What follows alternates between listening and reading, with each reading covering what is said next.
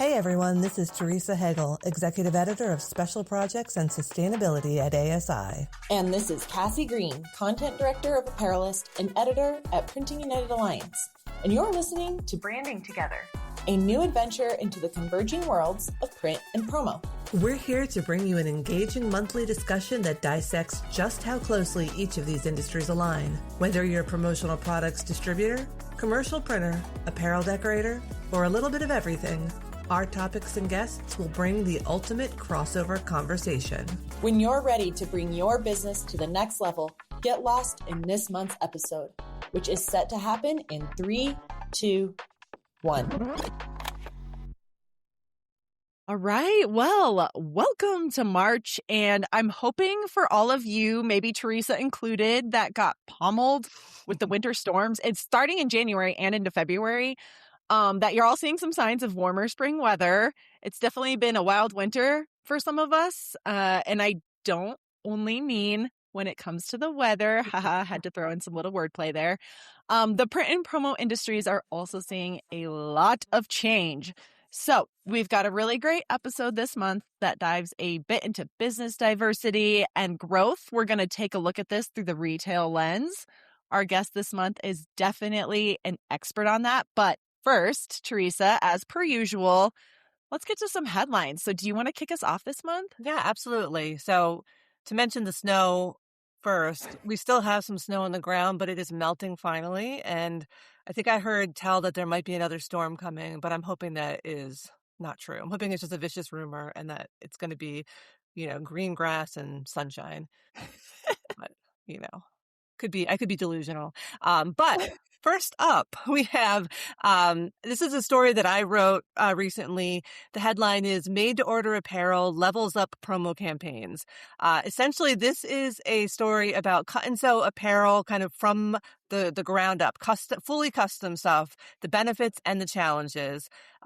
Essentially, distributors and suppliers can kind of win high value business by delivering products that don't exist off the shelf. It boosts differentiation and customer loyalty despite higher upfront complexity. So I talked to a bunch of different suppliers, distributors, decorators. They gave me a lot of really interesting stories that they shared, and just, why would anyone do this? Because it takes more time.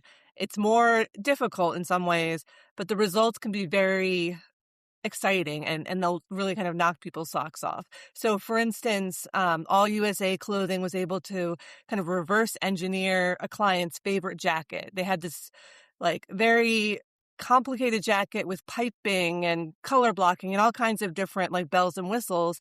And they literally took it off his back just for a day, reverse engineered it and came up with a version of it, and then went into production, did thousands of them because the client was so impressed with that. So that's something you can't really do off the shelf. You can't just get a blank and create that. Another example was Codis Design, which is a top 40 distributor in our industry. They were talking about doing this custom reversible flight jacket. They could control every detail down to how thick the batting was. And it was all tied to the release of a video game, Starfield. And some of the people I talked to, they said their friends were like, "Oh, did you see this cool jacket?" And he's like, "Yeah, we did that. That was us." So it's just kind of a really cool story. I really enjoyed writing it. I loved hearing everyone's stories. And so those are kind of the sexier examples, but it's also the cut and sew and this very custom work is also good for things like uniforming programs, because you can really control the color, right? If you're sourcing from a bunch of different suppliers, even if it's allegedly the same color, different batches, different, dye houses, it could be a little different. And if you are trying to have a uniform program, you want the colors to actually be uniform. So there's a lot of different uses for, custom cut and sew work. The key is you have to have the time to actually do it, because a lot of it is overseas and that adds a lot of time to the timeline. Yes. A cut and sew is such a cool technology and way to create and decorate apparel. I'm very excited about this. And it sounds like you had a good mixture of perspectives to weigh in. which Yeah, is yeah. also I always really go good. hard So, with my sources. I'm like, I need to like reach out to like 20 people because what if they don't get back to me? And then I'm like, yeah, okay, they all got back to me. What am I going to do oh my God. now? So, You hit the journalism jackpot there, by the way. well, it's the anxiety. That's what like drives me. So, I get you. Hey, we all do it. We all reach out to 10 million people because you just never know who's going to respond and who's not. this So is I get it.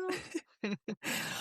Awesome. Well, first headline I want to share, and then, but of course, this is relevant to both you and I because the Sustainable Merch Summit Yay! 2026 returns Woohoo! on Earth Day. Can Yes. we raise Okay. the Yeah, yeah, roof? yeah, I yeah. mean, right. We've got to host this event on Earth Day, right? It just, like, what a serendipitous timing. This is going to be perfect. So, backtracking a little bit for anybody listening to this that's not aware.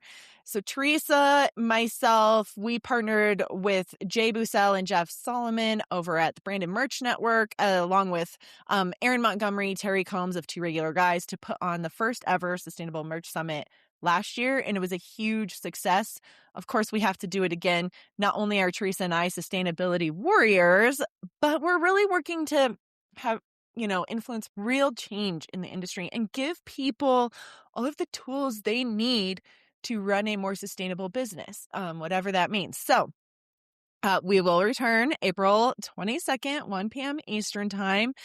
It will still be co-hosted by ASI, Apparelist, Branded Merch Network, Two Regular Guys. And we are really excited to sort of flesh out some of the topics that we started to touch on last year, but then really get a lot deeper in some of these things like certifications and legislation that we're seeing happen, particularly now in the US. We're seeing a lot of EPR laws that have either already been passed or starting to pass. So these are all things that we need to pay attention to that absolutely impact both print and promo. So really excited. We'll make sure we share links to that to get, and get more details. But then as we ramp up, we'll start sharing more links to register and all that good stuff. Yes. Yeah. So stay tuned, essentially, is what we're saying. Yes. So the other thing that I wanted to share is another event that just happened that Cassie and I were both at, the Print on Demand conference. This was the second year for this event that was put on by Stahl's Fulfill Engine. This year it was in sunny West Palm Beach, Florida. There were, I think, 250 professionals from suppliers, demand generators, decorators, distributors, kind of the whole gamut of people. They all came together to collaborate and talk about print on demand, which, how it's growing, how it's changing, why automation is important, why you need infrastructure for this to work, why speed is critical to success. It was a really great event. I thought we had a nice mixture of people speaking, networking time, kind of interactive activities. And I think that everybody that went really got something out of it. I know that I really enjoyed it. Yeah, I took away a ton of things. And also bonus, Teresa and I did like a little branding together mini episode, like man on the street sort of thing, where we asked everybody one burning question. And so keep an eye out on our channels if you haven't seen it. It's actually really fun and people had some cool things to say. Listen, and it's fun because we did it at the party, so everyone was a little looser. They might have had like a beer already. They were still very smart. The answers were all very intelligent. But we had a little more fun with it. It was a lot looser than the regular format. Yeah, there may or may not be some B-roll of people dancing. So, worth a watch. Not to call anyone out, but, if you're going to start dancing at a event, there might be cameras rolling. Yeah, Davis Slagle. He won't mind if we call him out. He was part of our awesome merch collaboration, so he likes being in the spotlight. I would hope so. I mean, that yellow blazer, like if you're going to wear that, you're going to be noticed. Yeah, exactly. You're going to stand out. People are going to have video of you. Excellent. Well, last headline before we get into the next segment of our show. This was kind of big breaking news, sort of right at the end of February. Heat Transfer Warehouse announces a closure. So this is something we happened to learn as we were, perusing social media channels, and we hopped on the Heat Transfer Warehouse site, which is where they announced that after more than 15 years in business, they are going to wind down operations, which is, it's very interesting. We've seen a lot of disruption in the industry the last couple of years. I feel like between M&A activity, closures, even new faces in the industry, we continue to see this shakeup, right? And so this is definitely a bigger one. Heat Transfer Warehouse, pretty well-known player in the industry. So as things develop, we'll try and keep everybody updated. I'm not sure of timelines. When we put this press release together, the company was unavailable for comment. So we just haven't confirmed any details yet. But of course, if you are a Heat Transfer Warehouse customer, make sure you're working with them. I don't need to say that to all the decorators or people out there. Change, right? This just is indicative that our industry continues to change, evolve, grow, and it's something to keep an eye on for sure. Yeah, for sure. You never know. Sometimes that kind of news really just comes out of nowhere, and you're so surprised. But then, oftentimes more details will come out, and you're like, okay, this makes sense. But it is definitely a shock when long kind of established companies make announcements like that. Right. Absolutely. So anyway, wrapping up those headlines, Teresa, thanks for sharing the information. We'll make sure, as per usual, we share all the links in our show notes. But we wanted to now kind of transition to our next part of the show, which is where Teresa and I sort of pick a topic and really offer a little bit of insight and our observations on it. And because we're all ready for spring over here and growth, we wanted to take a moment to really dive into this topic of diversification, but a little bit different than we normally come at this topic, right? Because as our regular listeners know, this podcast was born from the convergence and partnership that ASI and the Alliance have that really talks about the blurring of the lines between print and promo. But something very interesting that we're starting to see a lot more of is now this blurring of the lines between our industries and retail, right? And so, especially coming off of the POD conference where we're talking about the customer experience and everybody's looking for that personalized retail fashion unboxing sort of experience. I just really see it, especially in the apparel decoration side. A lot of decorators are starting to blur those lines. They're not only printing for retail brands, but a lot of them are launching their own retail brands. They're creating more of this retail experience. So, Teresa, I'm actually really curious to see what you're seeing on your side. What is the mindset shift you're seeing when it comes to building sort of retail inspired, promo, merch, whatever?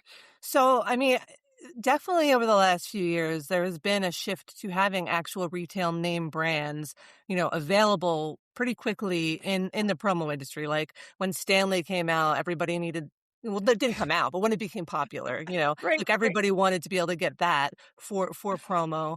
But then you just see like, who's offering a Lala, who's offering, Hydro, like all the different kind of, or Hydro Flask, I guess it's called. Right. But basically, like any kind of name brand apparel or name brand drinkware, people want to be able to offer that because it automatically kind of elevates whatever merch you're doing. Because if it's a recognizable brand, then they sort of know what they're getting.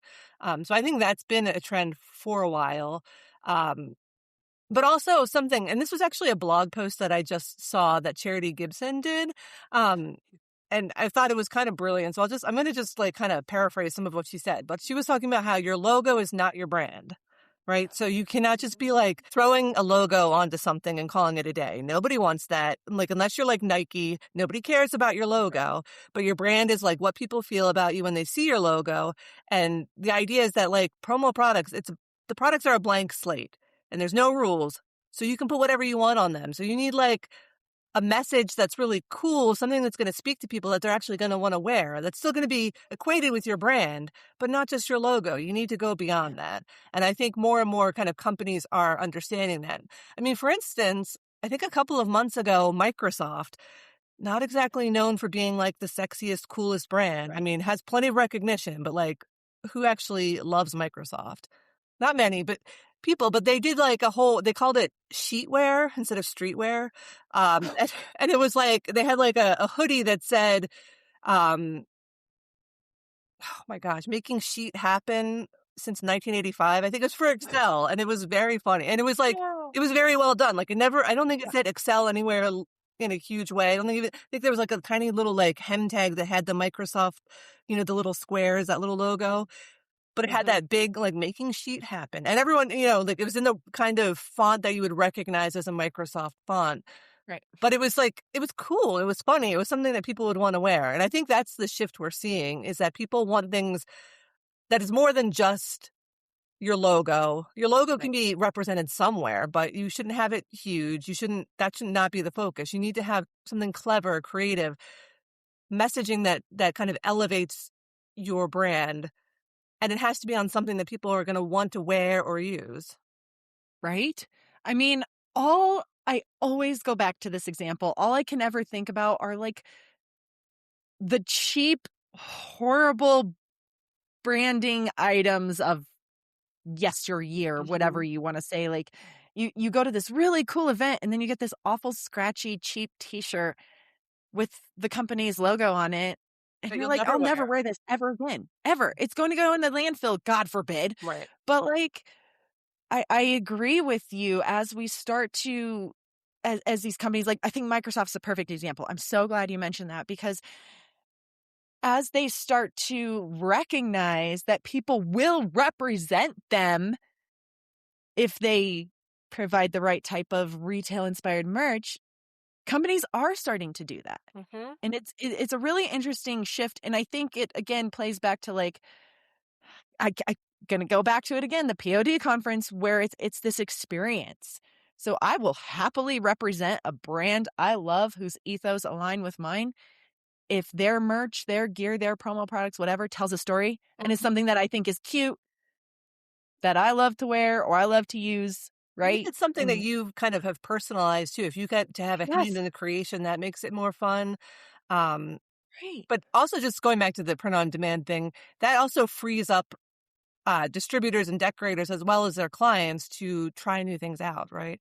So Right. you don't have that risk of inventory kind of tied up in something. But if you want to see if like a cool design will resonate with people, if you Right. want to launch like a retail brand, just do it online and come up with these, create the designs, but you're not tying up a whole bunch of like t-shirts that may not sell. You know what I mean? Right. So Right. I think the reason, like one of the reasons why, these retail lines that distributors and decorators were kind of doing on their own is probably partly because of the print on demand boom, because it's not like they're taking on a ton of risk. They're already Right. using the knowledge and creativity that they have, but they can just sort of throw things up and like create a brand of their own without like tying up a lot of inventory and, money into it. Fully agree. And I think of this from like two different perspectives in the apparel decorating printing industry specifically. I think about the decorators that are printing for retail brands. It's exactly what you said. There's more thoughtful vision put into it. They're not apparel decorators anymore.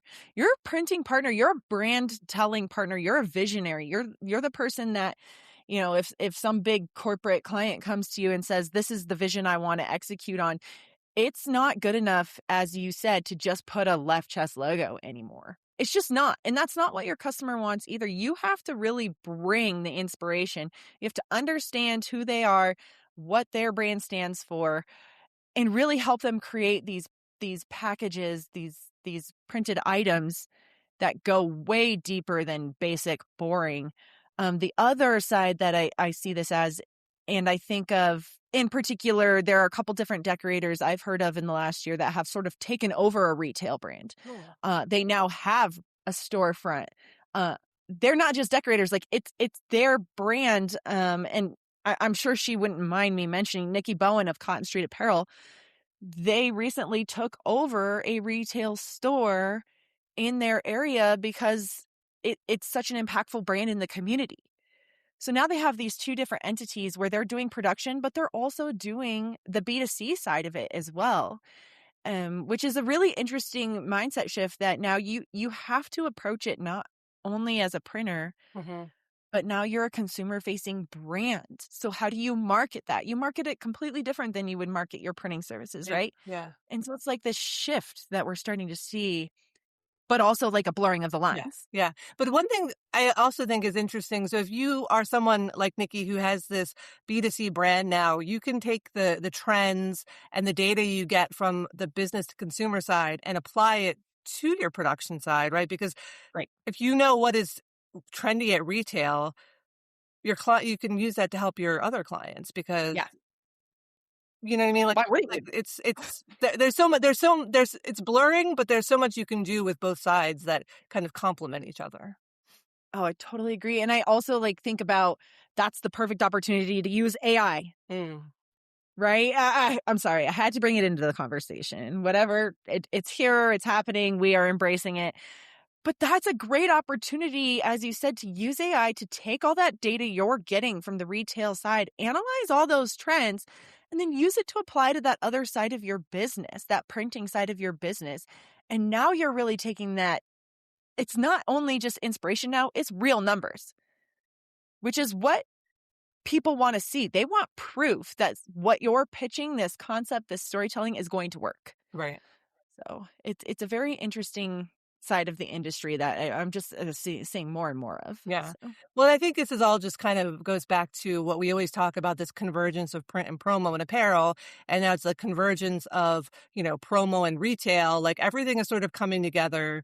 Like where are those distinctions? They don't necessarily exist anywhere but in our mind, because I think like regular consumers aren't necessarily going to be like, oh, this is just a B2B thing, or this is just a B2C thing. Like that's not how they think about it. They just think I can go online and order this, So maybe we have to adjust how we think of it as well, because we may be the only ones that still have these kind of walls up. I don't think online that people think of it the way our industries traditionally think of things. No, I think your conversation with Ross Greenstein of Brand Sauce at the POD conference is a perfect example of that, because that's what he's working so hard to do, is how do we tell our story to the consumer side of this equation, because it's a completely different how they think about it versus how we think about it. And I even think about like whenever somebody asks me, what do you do for a living, Cassie? And I try and explain what I do, but I can't just tell people I'm a content director for a publication that works in the apparel printing space, because no consumer actually understands what the hell that is, right? Your eyes glaze over. You say that. Yeah. So I'm sure you run into this too. You end up telling the story of like how our industry operates. All these people understand exactly what I'm saying, but not in the way we talk about it internally. Right. No, I totally agree. Totally agree. Which is fascinating, and probably a whole other podcast episode, and we don't need to get up on our soapboxes, but it was just food for thought. And truthfully, it actually takes us beautifully into the next segment of our podcast episode, because we have Jimmy Bryant joining us today. He is the founder of the popular outdoor-inspired retail brand Atomicchild. Jimmy has roots in the apparel decorating business, but then he set out several years ago to launch his retail brand. If you haven't heard of Atomicchild, perhaps you recognize the very famous Yeti stickers that have like the cartoony mountains. I wish I own several Atomicchild pieces. Actually, put them in the show notes. Yeah, we will. Here, I've got a sticker. Oh, so anyone who's watching the video version, oh my gosh, I love it. It's a pretty popular. I see it on people's bumpers. Yeah. Their car window. Yeah, everywhere, right? It's pretty popular. He's got stuff in REI stores around the nation, which is pretty cool. But he is here to discuss what building a retail brand actually takes and the challenges and victories that come with it, especially as you transition from more of the printing production side into the retail side. So, without further ado, welcome, Jimmy. Thank you so much for joining us. Women in Print Alliance is dedicated to connecting, empowering, and advancing women in the print industry. As part of Printing United Alliance, we're fostering a more inclusive future through advocacy, education, and networking opportunities that connect women across the entire industry. Join us as an individual to grow your career, expand your network, and access exclusive resources, or enroll your entire organization to show your commitment to supporting women in print. Become a member today at womeninprintalliance.org and help us shape the future of print. Awesome. Well, welcome, Jimmy Bryant of Atomicchild. Thanks for being on our show. Thanks for having me. Looking forward to Very, chatting. right. Very excited to talk with you. And, we've crossed paths a few times in our past, but for anyone listening to this podcast who maybe is less familiar with you and with your brand, can you kind of let's go way back and talk about your early background, because you have some roots in the production side of the printing industry. So, what really brought you to apparel decorating and then ultimately being in this world of, I guess, retail apparel? So, I guess even before I got an actual job in doing production, I designed merchandise for bands. So that really got me into t-shirt design, and I really fell in love with that in the early 2000s. And I was doing that freelance while I just had a regular job. And then I did that for a good decade almost, just freelance on the side.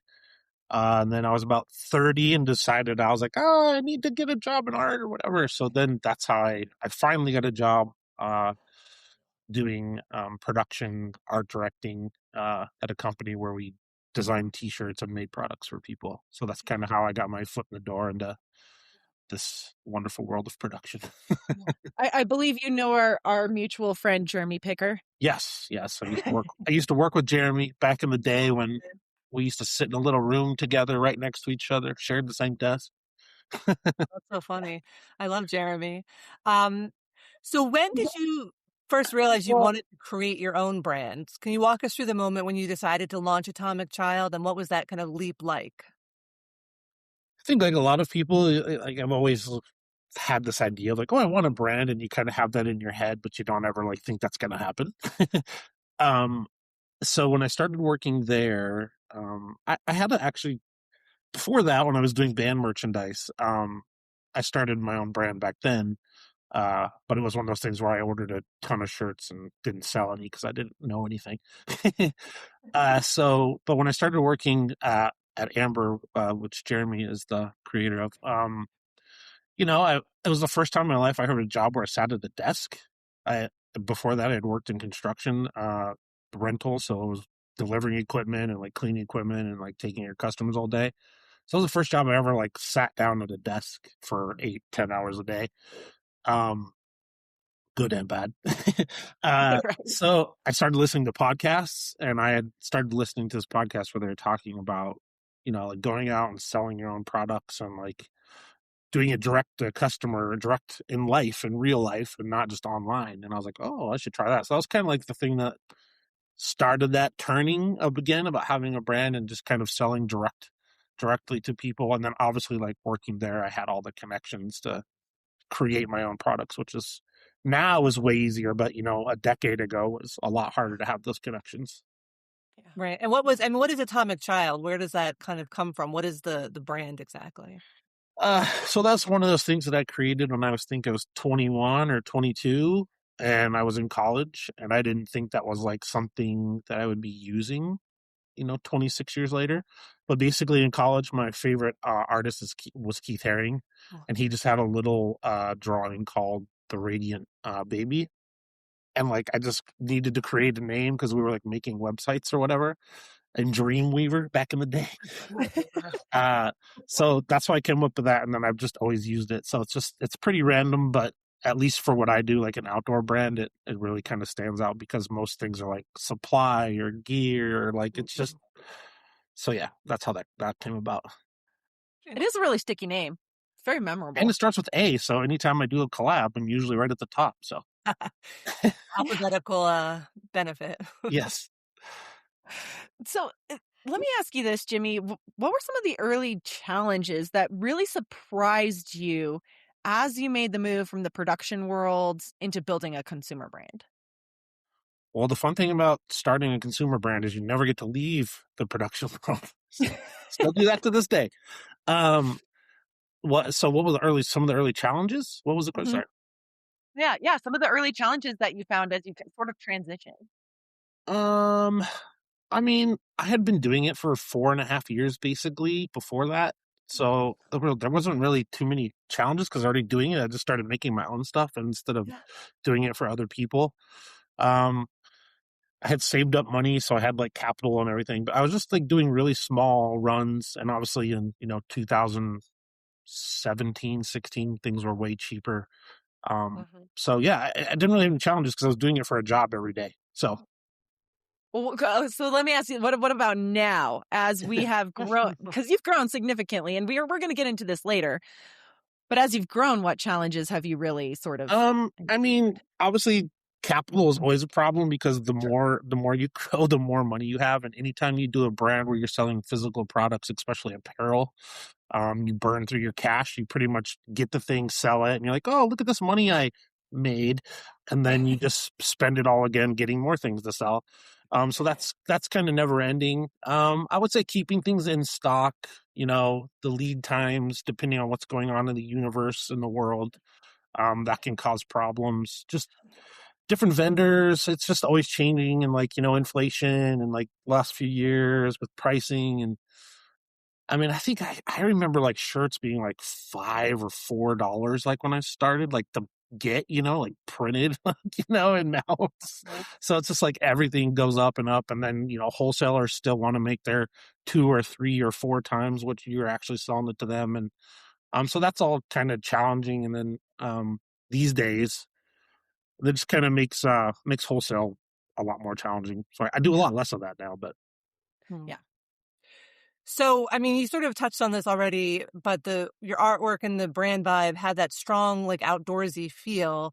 Where does the creativity come from for the designs that you do and the whole Atomic Child vibe? I mean, I grew up, I've always grown up like it. My dad was in the Air Force. So like I grew up in Maine a little bit, which was like, we were like all basically in Canada. So that was kind of remote out in the middle of nowhere. And then he got transferred to South Dakota, and I grew up out on a farm. So I was just out in the middle of nowhere, just out in nature. We're just able to do whatever we want. And then we moved to Colorado. So I've always just been around that. But as far as just like drawing and all that, I mean, I was just one of those kids who always drew, and I was lucky enough to have parents that were never like, be a doctor, I guess. So I've always been drawing. Yeah. So that, but yeah, I've just always done that. And then it's just, the difficult path of trying to figure out how do you actually make that a living. That's the super challenging part. Because I didn't start making a living off my art until I was probably 36 or 37. So I started this later in life, I guess.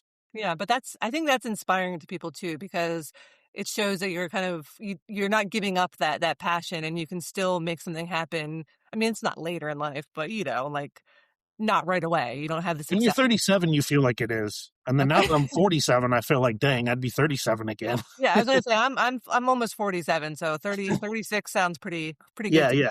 Yeah. It's all in perspective. You're right.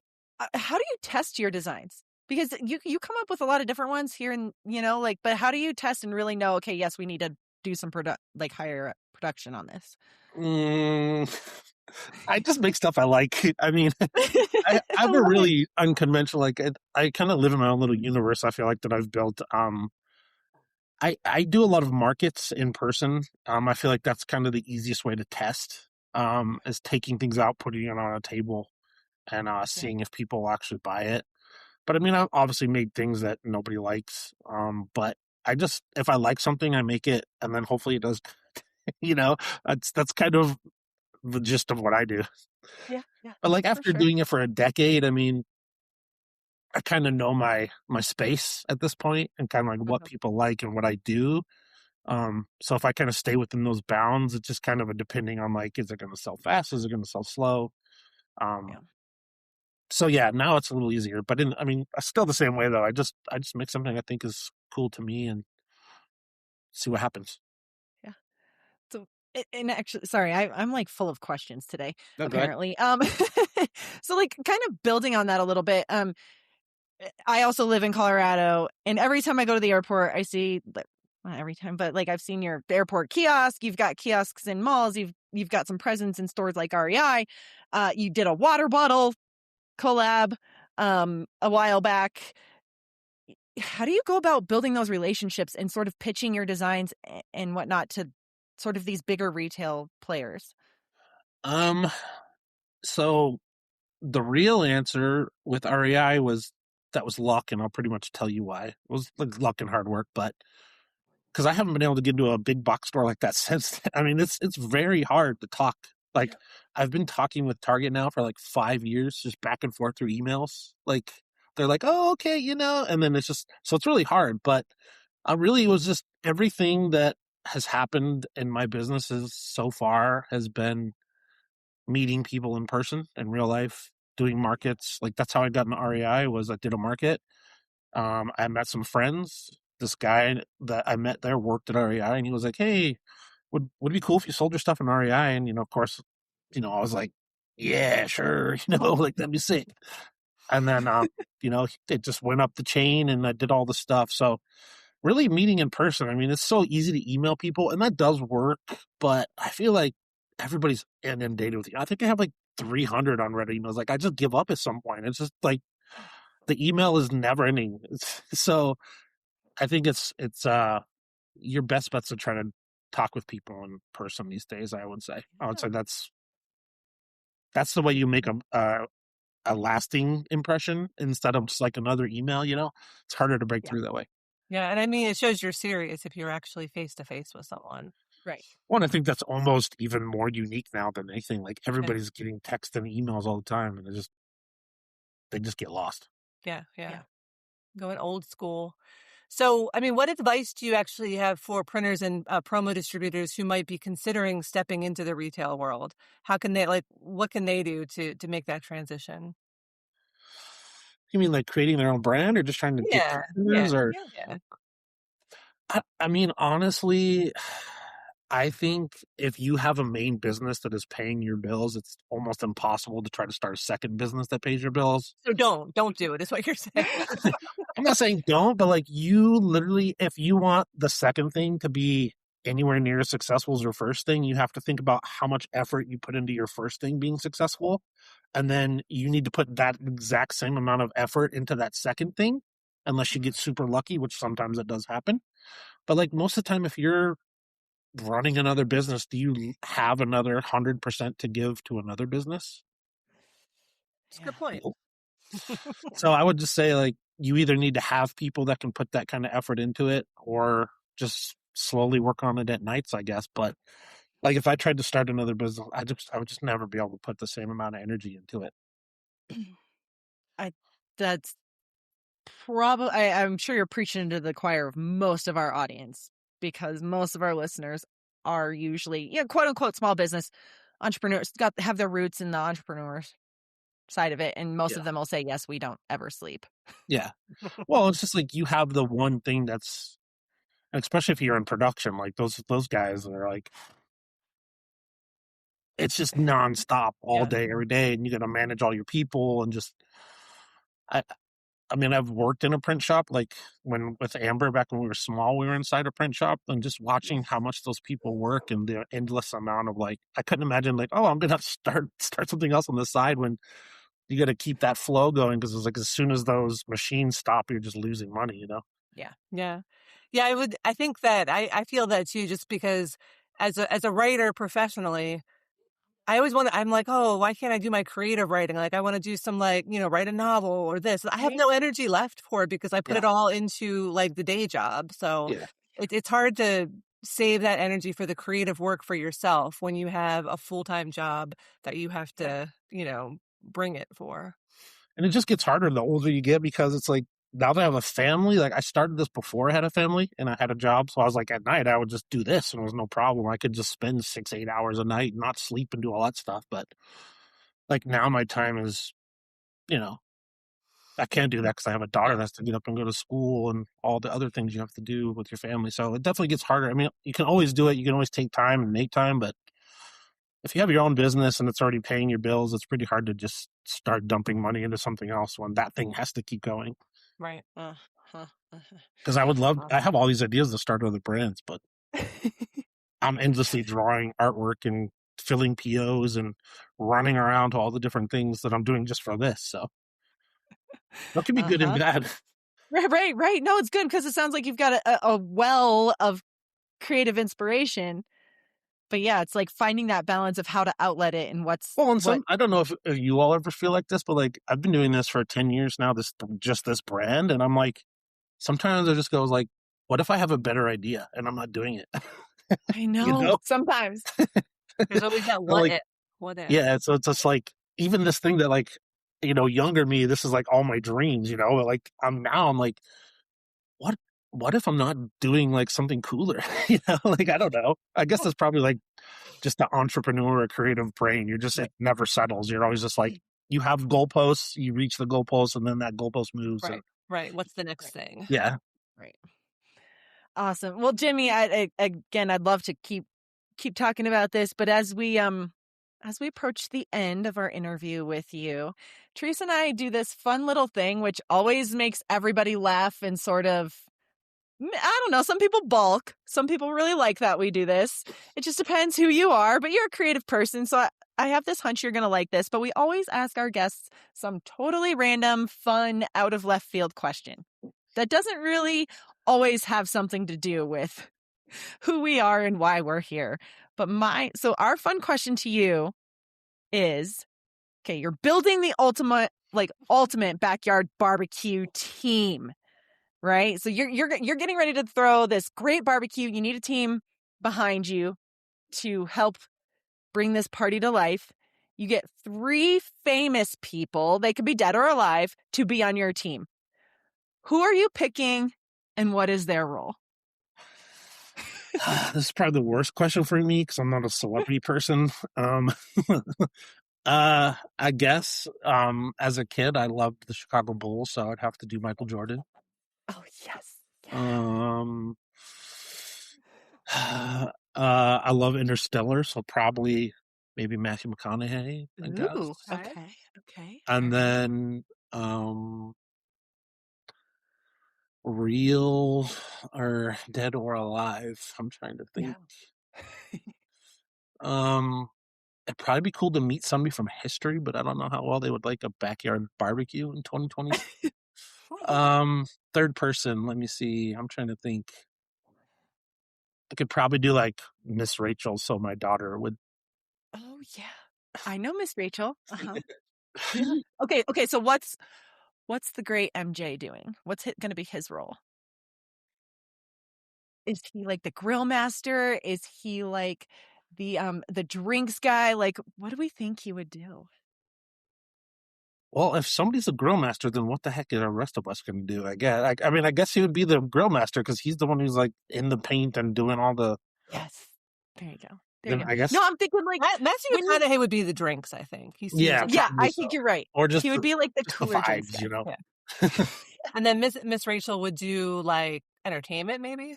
Probably keeps the kids entertained. Yes. Yes. She's the one doing balloon animals and like the bouncy house. Yeah, she would definitely entertain the children for sure. All right, let's go. Let's make this happen. This sounds like a fun barbecue. I'd go. Mostly just so I could like be completely speechless in the presence of Michael. Right. Be like, what's going on here? Why are these people here? Awesome. I love it, Jimmy. Well, thanks again for being on our show. It's been an absolute pleasure to have you. For anyone listening, please go check out Atomicchild, all of the cool creative things that your team is doing. It's just very inspiring, and I love seeing what you guys are doing. So thanks for having me on. Appreciate it. All right. Well, another huge shout out to Jimmy, and seriously, one of my favorite retail brands. So I was thinking about this as we were doing our interview. I own a hat, a fanny pack, 3 pairs of socks, 2 water bottles, and a t-shirt, a multitude of stickers from Atomicchild. Okay. What I want to see, maybe for the show notes, is you wearing all of that. Okay. This should be a fun challenge. Oh my God. The Atomicchild challenge. We could start like a viral thing. Oh, let's do it. Okay. I am so in. we digress. As you all know, this means we're nearing the end of our episode, so it's time for a little more fun. This month, we're playing a little game called If the Industry Were a Person. So Teresa and I will each pick a technology or like some sort of specific industry thing, like such as like screen printing, and we're going to assign it a personality, kind of go into like paint the picture of what these technologies would be. So we each selected 3 and we each assigned some personalities. So Teresa, I'm going to say, can you kick us off? Okay. So my first one is laser engraving. Yes. And it's the mysterious minimalist. Wears all black, speaks softly, leaves permanent marks, and refuses to elaborate. Oh, I love that. As somebody, I way back in the day, I was the editor of a magazine that focused almost entirely on laser engraving. So There you go. yes, that's such a perfect personality. I love it. All right, what's your first one? Well, I had to go obvious. I picked screen printing to start off with. I have a personality for screen printing too. Let's see if they're different or the same. Yes. Okay, this is kind of fun. I was secretly hoping we would pick the same one. Okay, so my personality I've assigned is the old school rock band drummer. Nice. Okay. Not only because most screen printers get their start through concerts, music, bands, but this person is loud. They are messy. They leave their drumsticks, aka ink, everywhere, and they refuse to believe that digital auto tuning will ever replace them. Okay, my screen printing personality is the camp counselor. Yes. Loud whistle, sunburned nose, unstoppable energy. They thrive in groups of 500 and somehow keep everyone in line. Okay, but I could see screen printing being both of those personalities. Yeah. It's like 2 sides of the coin almost. It is. It is. I love it. Oh, I'm so glad. That's just okay. We could end there and I would be completely happy. Okay, but also I've got a couple of, okay, so I also picked direct to film printing because I kind of thought That's what I did too. Yeah. Oh, okay. But like we're gonna do like a little like screen printing versus new guy, right? So for mine, I picked the trendy and sometimes annoying younger sibling. That's so funny. So this person learned everything online, wears cool sneakers, thinks screen printing is quote unquote vintage, and sometimes over promises and under delivers. Sorry, all you DTF printers out there. So for my DTF personality, it's the chaos coordinator, has 47 tabs open, but makes it work, and will absolutely say yes to your 12-color photorealistic raccoon on a deadline. Whatever that means exactly, but... For anybody listening, could you please create Teresa and I a piece of branded merch that has a 12-color raccoon on it? I need to know what this would look like. I have to. All right. I love those personalities. I think that they're fun and evocative. All people I would hang out with, right? Like in a room. And we do. Right, also, let's be real. We do. Okay, my final one, and I went a little off the rails here with a wide format printer. This would be the theater kid. Okay. So big, dramatic, kind of moody, takes up all the space in the room, and the catchphrase is go big or go home. Love it. Yep. And appropriate for sure. Exactly. Right. So anybody listening, again, if you have your own personalities you would like to assign or create a 12-color raccoon, hit us up. We're going to make it happen. All right, Teresa, I really enjoy these fun segments, but of course that means, again, we're at the end of our episode. Until next month. Right, exactly. Thanks again for yet another enjoyable experience.